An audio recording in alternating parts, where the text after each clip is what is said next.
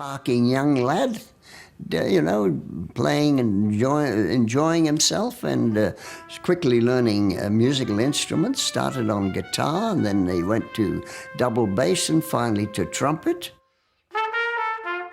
In June 1940, Terence left London for Bexhill to train with the 56th Heavy Regiment Royal Artillery, taking his trumpet with him. The war arrived, he got called into the army, he got his nickname, Spike Milligan. He got the nickname because, of course, he played trumpet like Spike Jones and the other people in jazz bands. Spike loved army life and formed a band, the Boys of Battery D, who were a hit with the Bexhill locals. But training was scant preparation for the grim reality of war. Arriving in Africa in 1943, Spike got his band playing in concert parties to relieve the horrors of combat. Oh, he was a riot.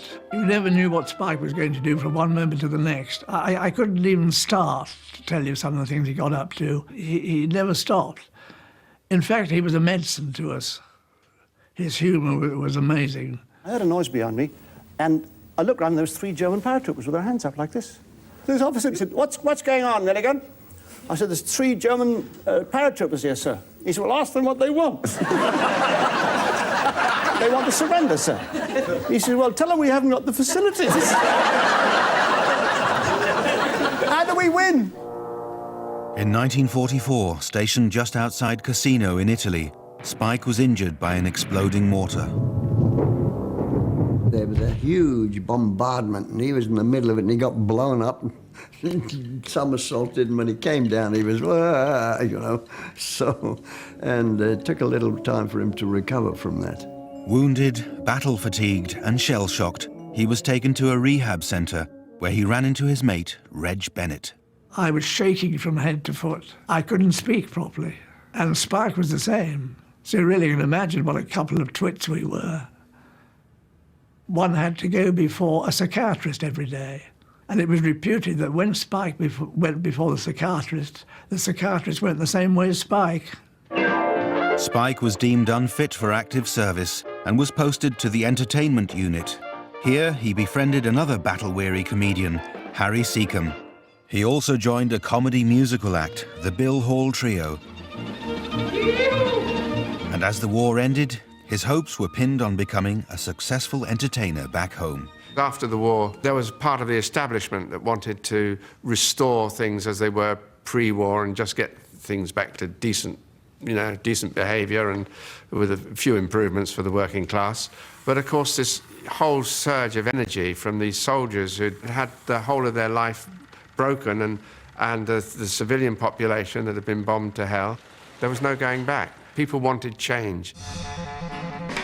Spike was just one of legions of would-be comedians attempting to make their mark.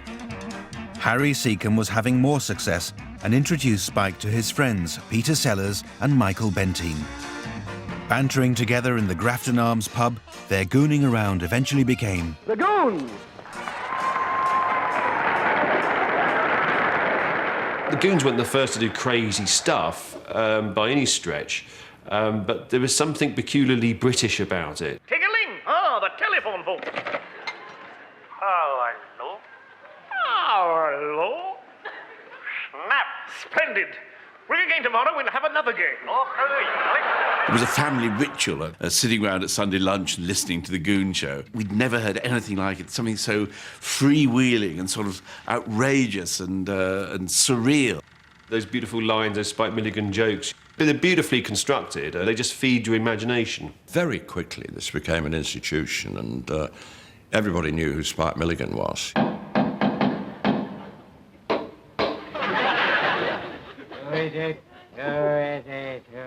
Open this door at once or we break it down. Where did you get a name like that?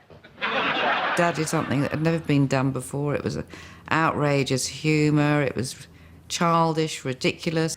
People needed some enjoyment in their life, and boy, did he give it to them with the Goons. That lovely melody that I have recorded for my latest film, which is now showing north of the river, and it's called If I Had to Do It All Over Again, I'd Do It All Over You.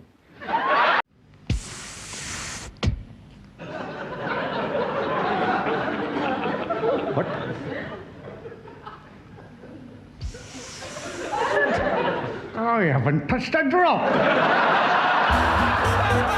With the riotous success of The Goon Show in the early 50s, Spike Milligan was at the epicentre of a new comedy talent explosion in Britain. What I liked about Spike, he had a way of writing that nobody else has. Why ain't you got no clothes on? Oh, I've just been making a phone call. You don't have to undress for that. We learn something new every day. We formed an alliance between us and we got ourselves an office in Shepherd's Bush. From their new HQ above a greengrocer on London's Uxbridge Road, Eric Sykes and Spike hatched a plan to set up their own cooperative for writers. The first people Spike approached to join them were the hottest new talent in radio, Tony Hancock's writers, Galton and Simpson. It came about that there'd be, Spike, Eric, Alan and myself as the directors of the agency. And then he said, well, we've got to get someone to run it. So we thought, well, we'd get somebody on our side. So we suggested Beryl Virtue. It was exciting. They were forming this company and they had a very altruistic view to other writers, that they wanted to encourage new talent into the industry. And we became known as the Fun Factory. We thought of ourselves as a group of geniuses, and we behaved accordingly. We were outrageous and proud. We all got hysterical at lunchtime one day, just blowing raspberries at each other and things like that. I know it sounds not very funny and childish, but of course it was. But we were all in hysterics. We had calls from the BBC. Producers were phoning up saying, like that. And Peter Sellers flying from Los Angeles. This is the strangest part. Don't ask me how he did it. They lowered Harry Seacombe out of the window with a vacuum cleaner pipe, and our window was open about that much. And he knocked on the window. He poked it through, let it down, and of course they were there, and they were all upstairs blowing raspberries through this thing at us. And we didn't know where they were coming from at the time. In January 1952, Spike married June Marlowe, whom he'd met through Peter Sellers. June was quite a voluptuous lady, really, and dark and attractive, I thought. When his children were born, he was just thrilled. She was a very charming woman, but I think Spike was probably very difficult to live with. He was so erratic.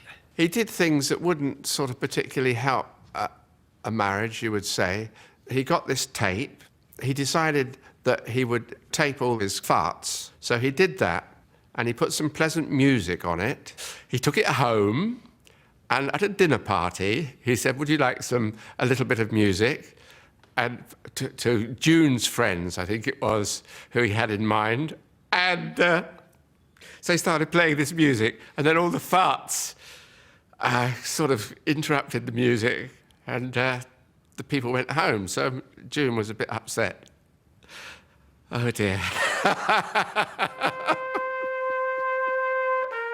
But the expectation of being a husband and new father, combined with the intensity of producing a Goon Show script every week, began to take its toll on Spike.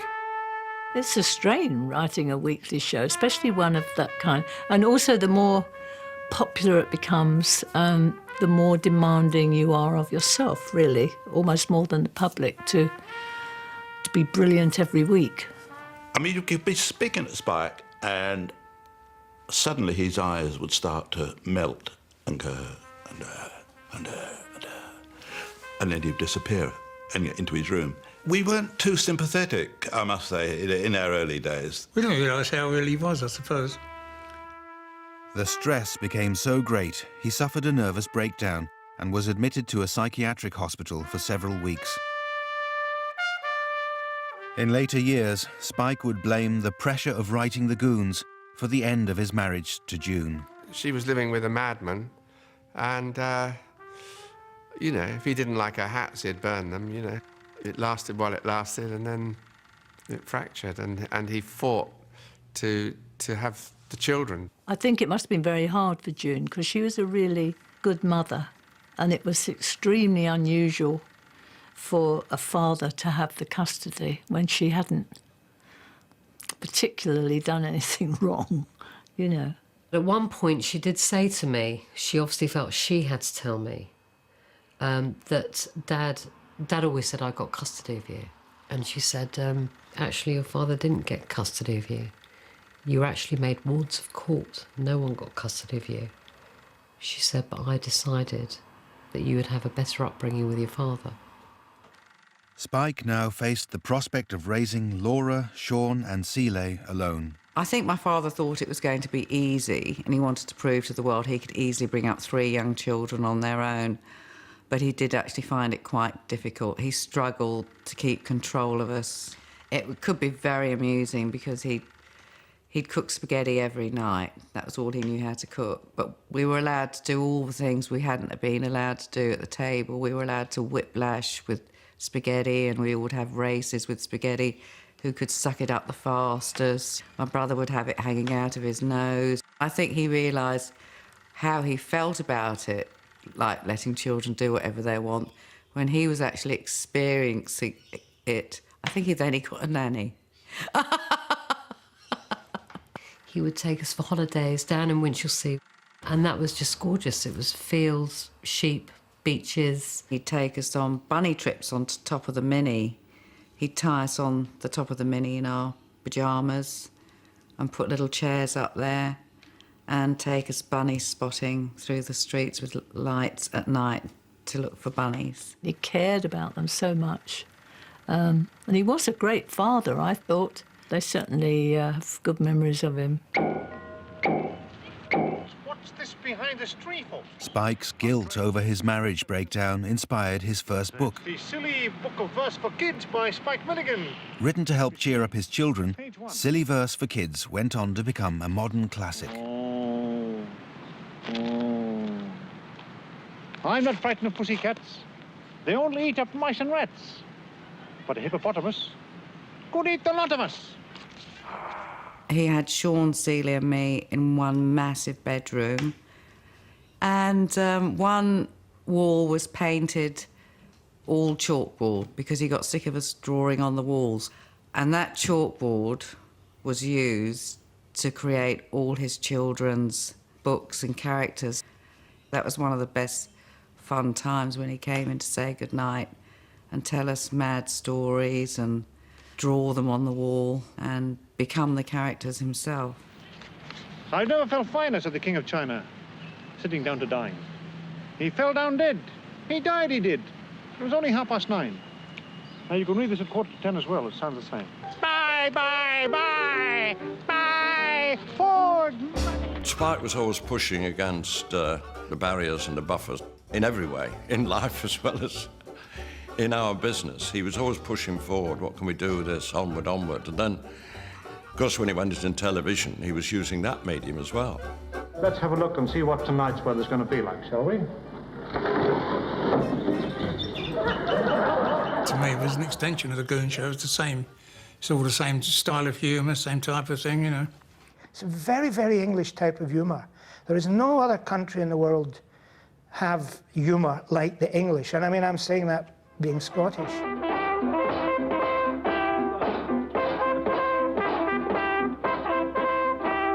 When you're feeling low down and you can't find romance, leap into a dustbin and dance. Oh, when your friends forsake you and you can't find romance, jump into a dustbin and dance. He was too far ahead of his time. I was with Spike and we looked out a window across London. The show went out something like 11 o'clock at night, and we looked across London, there were 2 lights on, and Spike said, "That's our audience." As he moved into areas other than radio, Spike's personal life also flourished. In 1961, he met Patricia Ridgway, a singer and dancer, who at 25 was 17 years Spike's junior. They married the following year. I loved Paddy. I thought she was I thought she was a terrific person. She had such humour. And she was stunningly good looking. She came along when I was 4.5, 5. I think I very quickly transferred to calling her Mum. And she was my mum. I was really happy to have Paddy around. She was the most beautiful woman. It was lovely. A mother's take you out, take you to the shops, buy you pretty dresses, buy you pretty shoes, do your hair, you know. Lovely. Every night when we went to bed, she would sit on the landing on this huge chest and she would sing us to sleep.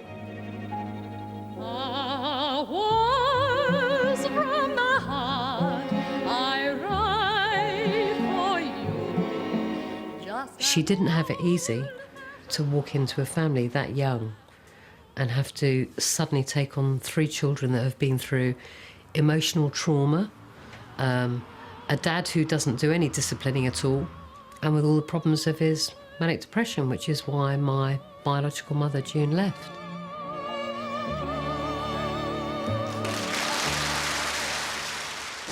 In 1966, Spike and Paddy's daughter Jane was born, and the Milligan family was complete. The family was special, and I felt very, very loved. Very, very loved. It's just a really nice family for me. It was perfect. Funny, love you, honey, little honey, funny, sunny morning, love you more funny, love in the skyline, baby. Ice cream, excuse me, I seen you looking good the other evening. Shh, follow me now. Very quiet. Shh. Oh, an arrow's fallen to me. He loved keeping children's imaginations alive. He told us there were fairies in the garden. If we write to the fairies, will they write back? Oh, yes, yes, yes, yes. Well, we had a huge allotment, overgrown allotment at the back of the garden. And we'd say, oh, we've left fairy letters. And he'd, oh, that's lovely, where? In the grass, you know, and he's trying to decipher where we've put them. And you'd say, by a tree, near a twig. And then, you know, it wasn't till later I realised he was going down with a torch, finding the fairy letters and writing tiny little ones back to us. Tiny, tiny bits of paper folded into envelopes, tiny writing, tiny stamps, would be under pillows. In your underwear drawer or something, a letter from Pixies and Fairies. It's just absolutely magic. It's magic. I realised in later life that the things that he did were quite unique and very rare. Now, just look at the page one after the other and tell me if they look neat enough, because I've got a bit too close to it. Spike's love of weaving fairy tales for his children inspired the best-selling Bad Jelly the Witch. Bad Jelly came through years of telling stories to all 4 of his kids, and that was the best of his stuff, and he put it down on paper. And the beauty of it was that he wrote it all by hand in the first printing, and he very kindly dedicated it to me, age 6. I love her so much. I love my children so much. I thought I do want to do something more than go and buy something in a shop, you know. So I thought I'll write a story in longhand and have it bound for her for Christmas. He let me draw the inside cover drawing, which of course is terrible, but it's by me, and so for him it's perfect. I went to the animals fair. The birds and beasts were there. The old baboon by the light of the moon was coaling his auburn hair. He had this childlike quality, and it was evident in his writing of the children's poetry. And you used to say to me, it's the meter on the ning-nang-nong. That's what the children like. Listen to the meter, Norma, you know? He had this affinity with children. They never hurt him. Meanwhile, Milligan's adult audience were kept guessing by the series that was to change the rules of British comedy, Q. I was blown by what he was doing with the sketch format and that he was doing something entirely new. Get ready and do it now. Hello, boys! Remember me? In 1969, Q5 exploded onto British television with a comedic anarchy that was pure Spike Milligan. Spike Milligan, he sort of changed the world of British comedy by what he was doing. And now, an edit in the tape. Another edit in the tape. Yet another edit in the tape. Saved by death. It was very happy to just say, when they got fed up with the sketch, just to finish it without having an ending. So, yeah, they would just say, oh, well, that's enough of that, I think, or something, you know, let's move on. The BBC News Presentation Department have decided to change their image. Honest. That's great. Keep it like that, man. That's great. Keep it like that. That's good, that bit. The thing about Milligan's shows is they're not politically correct. There are sort of moments in them which we perceive now as being racist, because they are. A suicide dish now ready for ritual slaughter. And even in those days, I didn't find it funny, but you couldn't stop Spike. He was very determined that nobody was going to tell him what to do, so trying to impose any kind of censorship on him would, I'm sure, just drive him to, you know, even greater heights to be outrageous. How's Mr. Banerjee? He's not very well. Why? I exterminated him. I remember seeing the first Q shows and thinking, oh, he's done it. Well, I hope she's satisfied. Satisfied, right? Second time tonight. I suddenly realised we'd been writing in cliches. You either did a 3-minute sketch with a punchline, or you did a 30-second blackout. And suddenly Spike was doing... He was starting something, a sketch, and then it would sort of meander into something else, and then you know, the Scots Guards band would march in, and you'd go with them, and so he was changing the format of comedy and exploding it. Good heavens, there's an elephant on the pitch. What are we going to do now? What are we going to do now? I remember thinking, maybe we could do that with Python. We wouldn't have done what we did if it hadn't been for Spike. In his private life, Spike still suffered with severe depressions. When you live with someone who's got bipolar as advanced as his, that you want to take your own life, it dominates all the people around you. Paddy looked after him so well and spent a lot of time on him, you know, nurturing him when he was in these down periods. I think she was the nearest he ever got to love and happiness with a woman. What's it like being Mrs. Spike Milligan?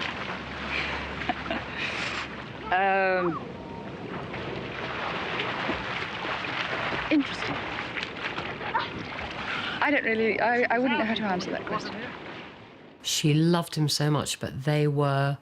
I don't know, Dad was a naughty man, wasn't he? I mean, I could sit here and go, oh, no, he wasn't. Rubbish. Although married, Spike continued to see other women, several of whom he'd established affairs with before he had met Paddy. He had his affairs, but he never left Paddy. And you see, to him, he's a man. They expect it, you know? They expect to have the cake and eat it. And Paddy allowed it. I know that their relationship, where he was a naughty boy and off he went, but so was she. When he, you know, she thought, well, sod this. And I think they had a working relationship, which a lot of people do. I swear on my life, to this day, they absolutely adored each other. Just sad, really. Sad that, you know, you'll never know what the outcome was because she got cancer. After a 4-year fight with breast cancer, Paddy Milligan died in 1978. She was 43. It was just a tragedy, what happened to her. Just a tragedy. I think he regretted behaving badly toward her. He was desperate when Mum died, desperate. I don't decry myself or my older brother or sister, of course he felt for us. But he had Jane, who was 11, and her mum had died. I mean, how easy is that for a man to deal with? Dad really liked to be married, and he needed a nice woman to look after him and to cook for him and be there, and somebody interesting to talk to. You know, he liked to be married. Having worked as a temp for Spike in 1974, Sheila Sinclair had struck up a friendship with the comedian, which later turned to love. I just knew he was that nutter, you know that. Of course, he was not a nutter because he's absolutely the sanest man I know in a way. But that was a discovery process. Sheila soon discovered that life with Spike was far from dull and that he could steal a scene, even in the Tunisian desert. We were shooting Life of Brian. When John Cleese arrived that morning, he said, well, actually, I'm staying in the same hotel as Spike Milligan. He's on holiday here. We all met up that night, and they said, come on, Spike, you must be in it. He said, all right, then. And we turned up the next day, and they just dressed Spike up, and then he suddenly dressed me up, which was really scary for me, because I didn't know what on earth to do. And he said, just smile at the camera and follow me. We were shooting the crowd scene where they pick up Brian's sandal, I think it is, and we shot this master shot with the whole crowd, and at the end of it, we hadn't rehearsed it at all. Spike just sort of stayed as the crowd all ran past and said, stop, stop, stop. And he was just making this up as he went along, and then he just sort of turned and walked off camera.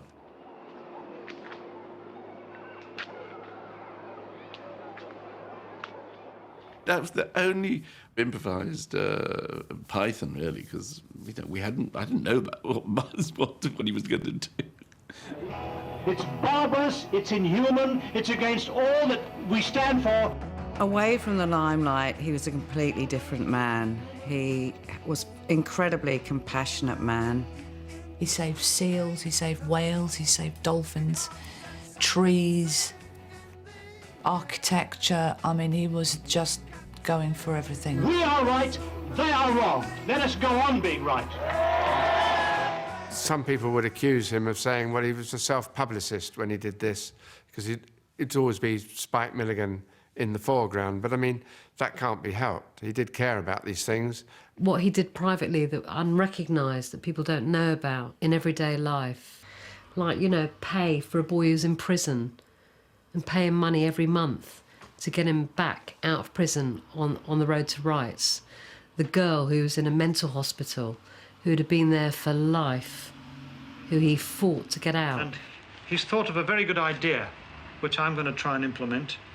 It's a chain letter on behalf of having you released from prison and at least put into a more sociable setting.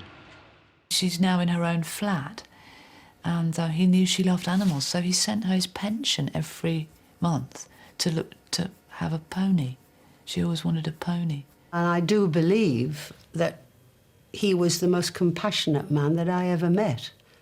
And the compassion was his saving grace. Spike would have a theory of the human race being washed up, finished, and a load of idiots, and yet he would lavish love and attention and care on individuals. When I was in mental hospital, he wrote to me. He was just very caring. It's when I was well that he was difficult. I phoned him from Australia where I said, Harry. He loved his friends. He was very close with his friends, and he would make friends with certain people that he was friends with forever and ever. He got on well with certain people, but, you know, he didn't love them as much as he loved his pals, the chaps he met in the army.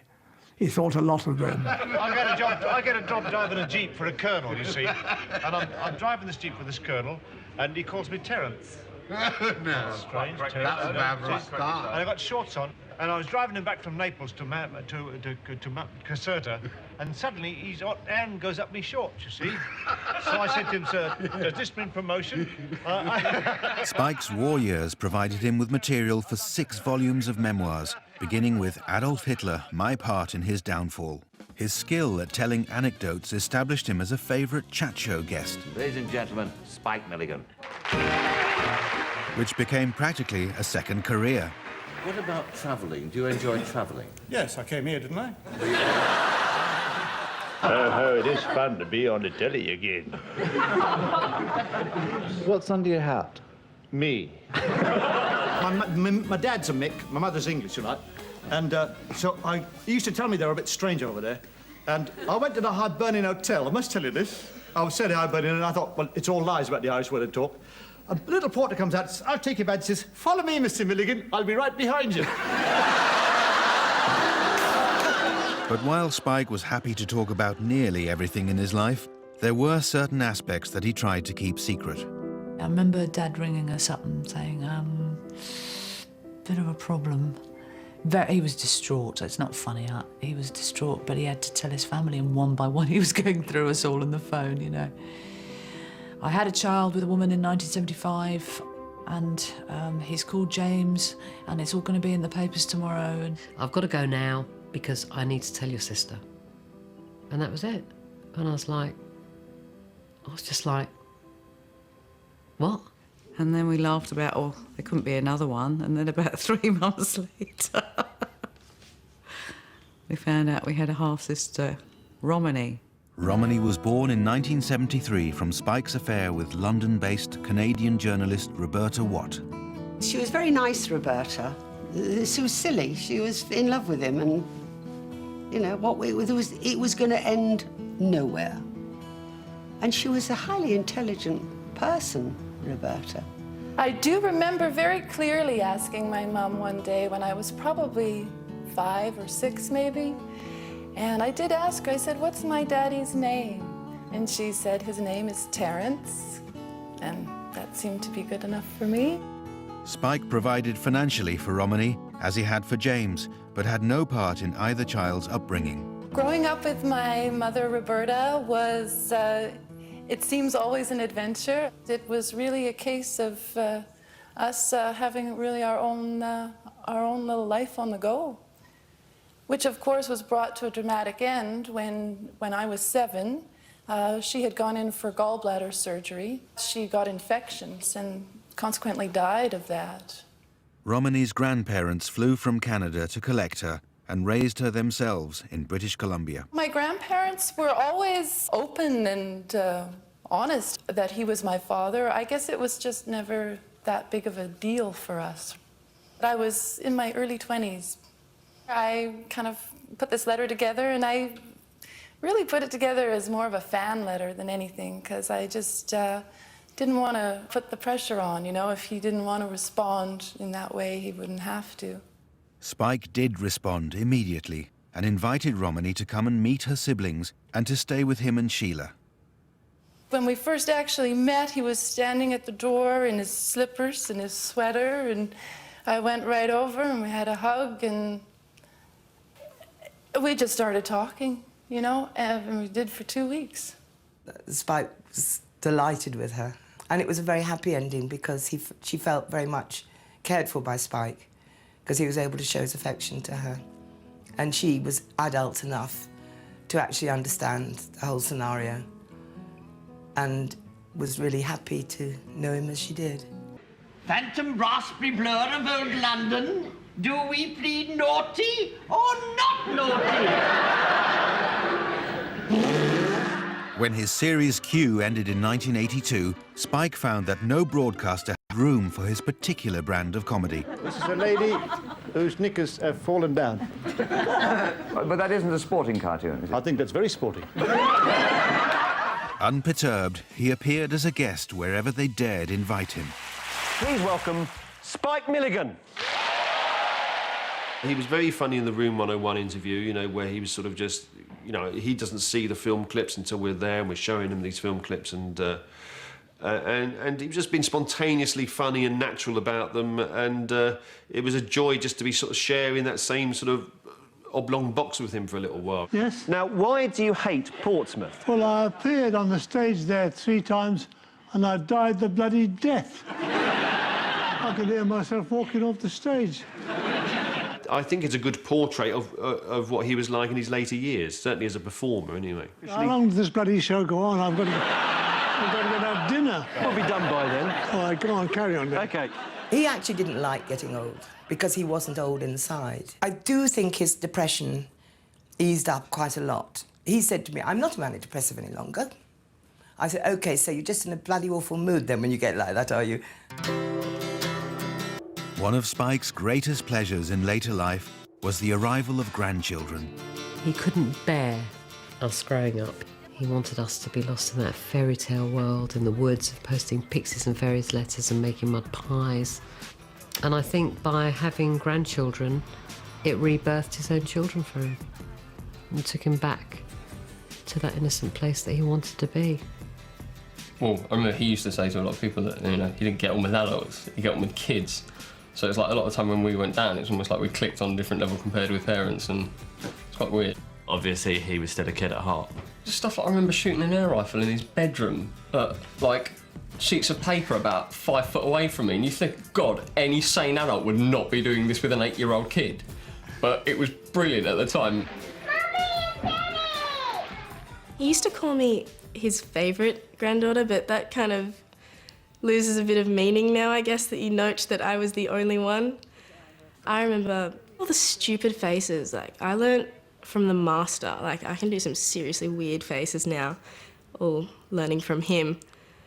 It was, yeah, they used to put me in hysterics when I was little. Like. In 1994, the powers that be decided that Spike's remarkable contribution to comedy should be properly recognised. His acceptance for his Lifetime Achievement Gong is still, for many, the Comedy Awards moment of all time. They should have given him the award about 3 glasses earlier. There was a long, long time before it started with a lot of bottles of wine on the table. Here we go. I have a letter to read out here from His Royal Highness, the Prince of Wales. Do I kneel down for this? I know, actually, that he got embarrassed by this kind of wonderful eulogy, virtually, from Prince Charles, which was beautiful. But I don't think he could stand the embarrassment. And it just came out, and lots of Spike's best lines just come out. As someone who grew up to the sounds of the Goon Show on the steam-driven wireless, I must confess that I've been a lifelong fan of the participants in the show, and particularly of Spike Milligan. Oh, the little grovelling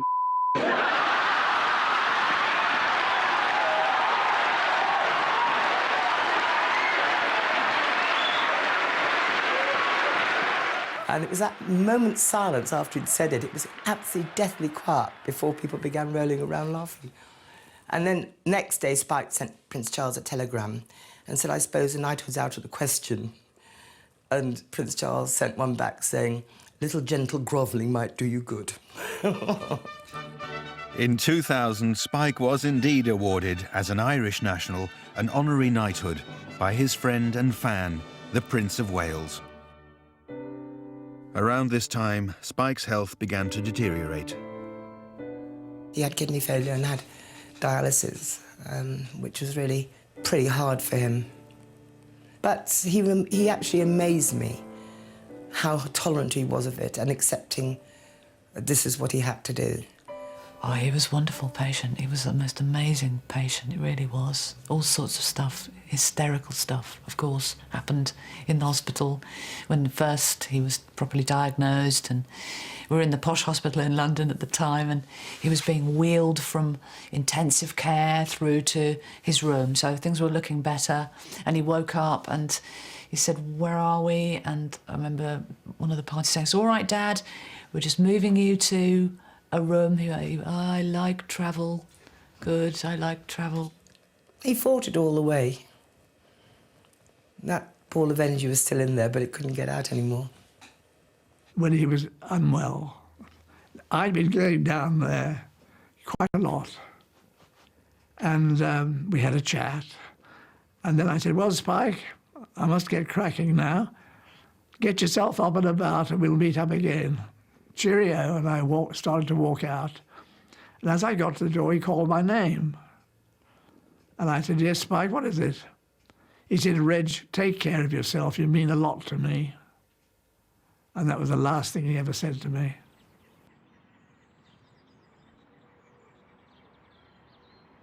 Bury me anywhere, somewhere near a tree, some place where a horse will graze and gallop over me. Bury me somewhere near a stream. When she floods her banks, I'll give her thanks for reaching out to me. So bury me in my childhood scene, but please don't burn me in Golders Green. He's remembered for the one thing he wanted to be remembered for being a clown. He loved the thought of being called the clown. I remember him running down the stairs. He always jumped the last 4 stairs. Bum, bum, bum, bum, bum. And Eric used to say, Spike's in. Funny thing, tiny little things you remember, you know. But I suppose really remember him playing the trumpet, which was the love of his life. To me, he is an idol and an icon, and I miss him sadly. There are times when I feel that he's still in this building. If you look back on Spike's career, I don't think you can say something is his greatest work, because he just touched so many areas. So really, take the guy, take everything, and just say thanks.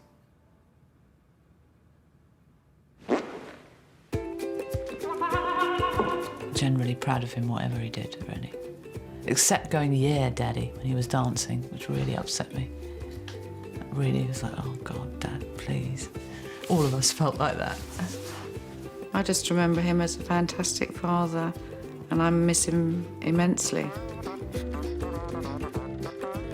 I took a job 6 years ago in a little prep school in Muswell Hill, and I was amazed to see that the SATS level English book that they have to read from has a couple of Dad's poems in it. My heart just, you know, it's great. I love it. I want him to live on. It should live on.